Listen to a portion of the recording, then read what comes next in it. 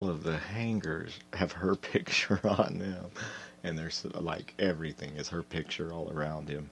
And anyway, A. Refugee Films production. Amy Heckerling film. Fast Times at Ridgemont High. Jennifer Jason Leigh, Judge Reinhold, Phoebe Cates, Brian Backer, Robert Romanus, and Ray Walston. Screenplay by Cameron Crowe. Which, dang, you got to give Matt some respect to Cameron Crowe, dude. Because, I mean, again, this is years and years later, and I'm sitting here looking at this movie one more time just to see, what's what. Like I said, there are a couple of iconic scenes that people will quote. The one here with the history teacher is that taking.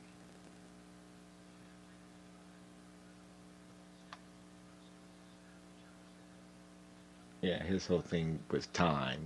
So Spicoli's like, it's our time, and the teacher's like, this is my time. The class is time. Whatever. Screenplay by Cameron Crowe, based on the book by Cameron Crowe. Executive producer C.O. Erickson. Produced by Art Linson and Irving Azoff. Directed by Amy Heckerling. Read the Simon and Schuster book, A Universal Picture, 82, Universal Studios, 1982. Copyright 1982, Universal Studios, all rights reserved. Okay, here we go. Featuring music by, and that's why one of the main things too, guys. We can't put this on here, so check it out. Featuring the music of Jackson Browne, Jimmy Buffett, John Felder, The Go-Go's, Sammy Hagar, Don Henley, Gerard McCannon, Graham Nash, Stevie Nicks, Oingo Boingo, Palmer, Jost, Poco, Quarterflash, Ravens, Billy Squire, Donna Summer, and Joe Walsh. So yeah, no wonder. Not gonna happen on here, but a Fast Time soundtrack, probably pretty rocking and rolling too. But that's another thing. Music kind of takes you back to that. Oh my goodness. We're in the lunchroom and we have Phoebe Cates sitting across the table from Jennifer Jason Leigh, and they're talking about giving a blowjob and practicing giving a blowjob to a carrot, and they're not really paying attention, that they're just amongst each other, kind of like I'm sitting here talking to you guys.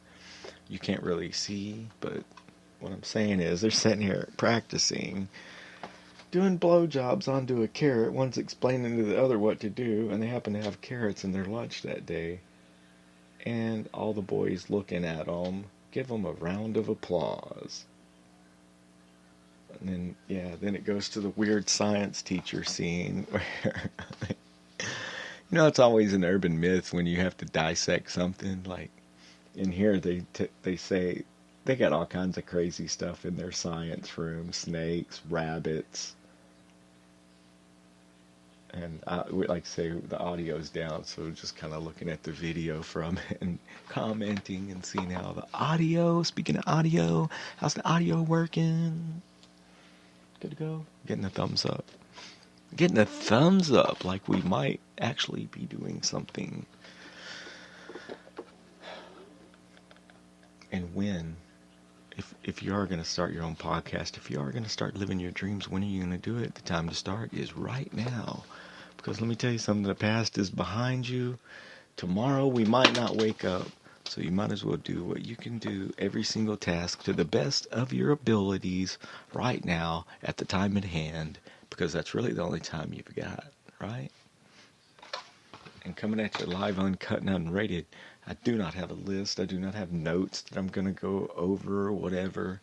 And as far as the review from Slimfest, look, man, it tastes okay. I'm not so sure that a big glass of chocolate milk wouldn't have been the same exact thing. It says, I don't know. One healthy 500 to 600 calorie meal. Two delicious Simplast meal blips, ice cream, 3 tastes 100, whatever. Look, it tastes okay. It's probably better than not eating anything at all. But again, that's probably, I got a 4-pack of them. I'll probably drink them over the next couple days. Will not get any more.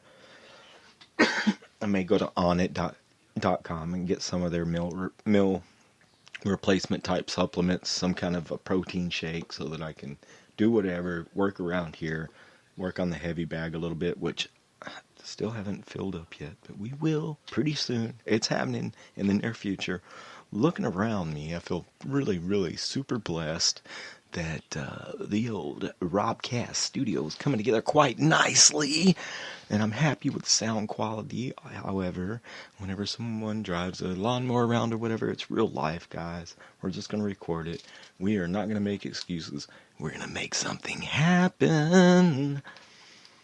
And this one dude, you got all youngsters, and I'm sure, talking about their life in high school, their future, their dreams, their twisted perception on how they should treat the ladies and how the ladies should actually be treated also is a big part of this movie. And we're gonna fast forward through the date scene and all that, because we don't need to sit here live on the radio. Okay, no, this is it is. This is the okay. Well, we'll just fast forward through that flip and we'll talk some cash shit about what ifs.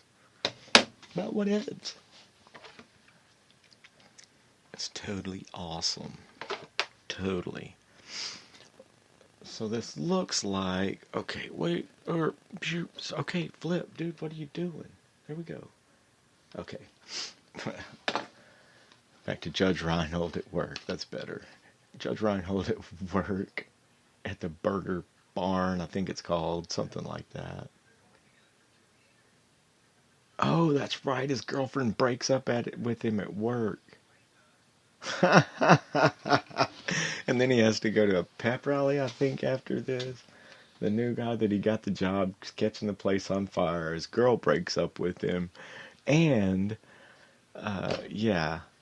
we've all had those kind of days. So... okay, there we go. Spicoli's late for class because he's at the food machines and the line was too late at the food machines. So he sent a kid to go get him from the classroom to bring Spicoli back into the classroom. Spicoli has a bagel stuck in his pants. I don't know. Ask him why he was late, why he continues to be late for his class, and Spicoli says, I don't know.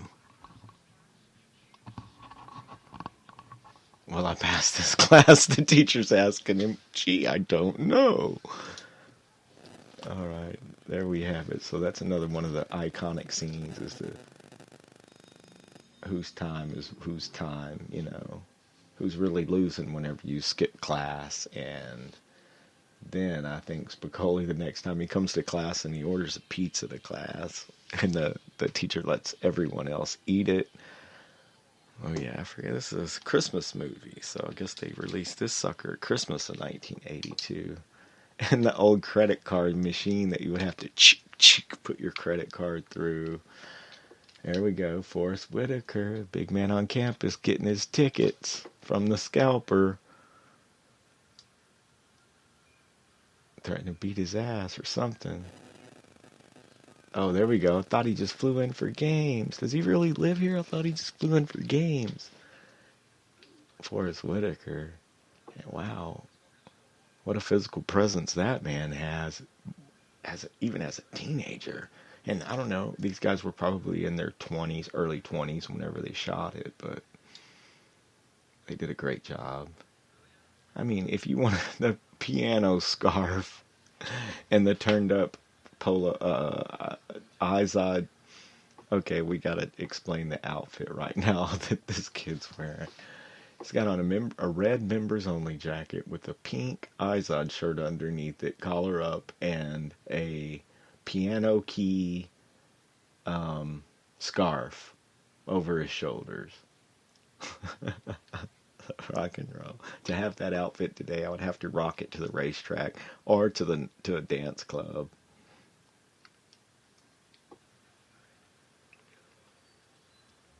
Oh he's giving this kid advice on how to talk to girls. And then oh yeah, that's right, some 20 something, some dude comes in and asks for, whenever he takes an order from Jennifer Jason Leigh, and she's like in high school, he places his order and asks for a number, and, ugh, yeah. Man, you're like 26 years old, asking for some girl in high, and it's a freshman's number. Maybe not. Maybe she's a sophomore or junior. I don't know. We'll get back to you guys on how old they all are. What I will do is do some research on Fast Times and not just talk cash shit about it.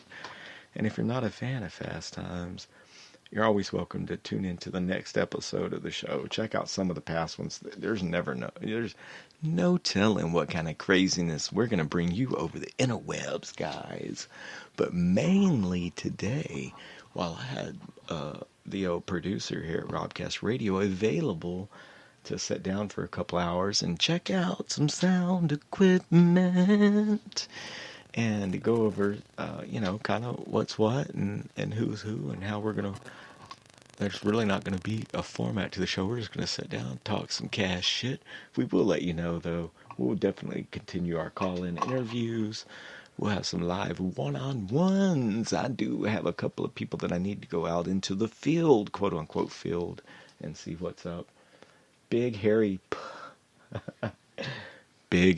pussy, it says on the mirror. And Judge Reinhold's in there having to clean it off. Somebody wrote it with a magic marker. Big hairy pussy.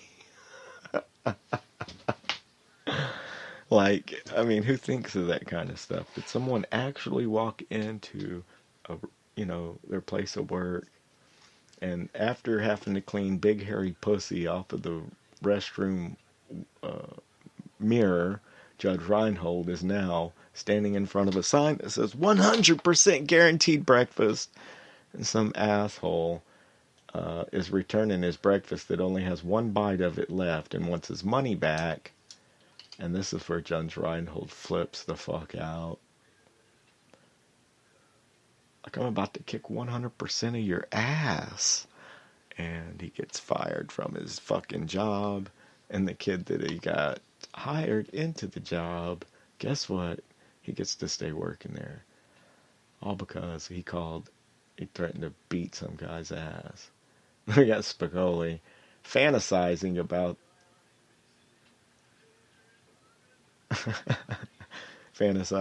winning some surf championship with two bikini models a bikini model on each arm and holding a big surfing trophy.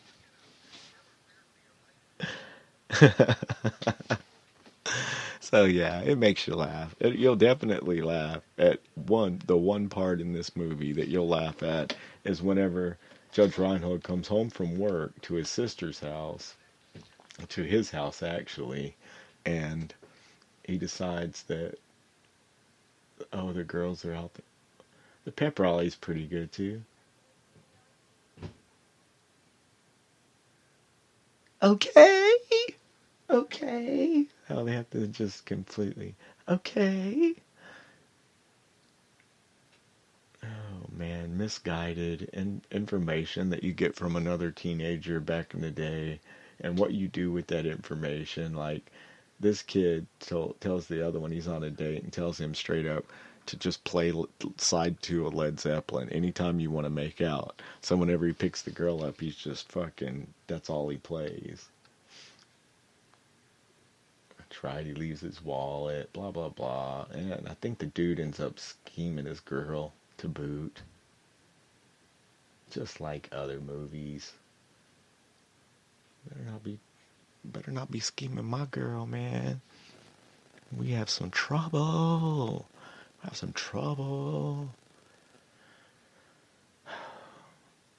Oh yeah, like that uncomfortable moment whenever when you're in high school and a girl's at her house and Jennifer Jason Leigh just goes and puts on her robe and comes back in there and you're like, what? Oh, like what? I know your parents aren't home and stuff, but what? This is kind of a little uncomfortable. Anyway, ends up leaving. I think he saw boob for the first time. And he's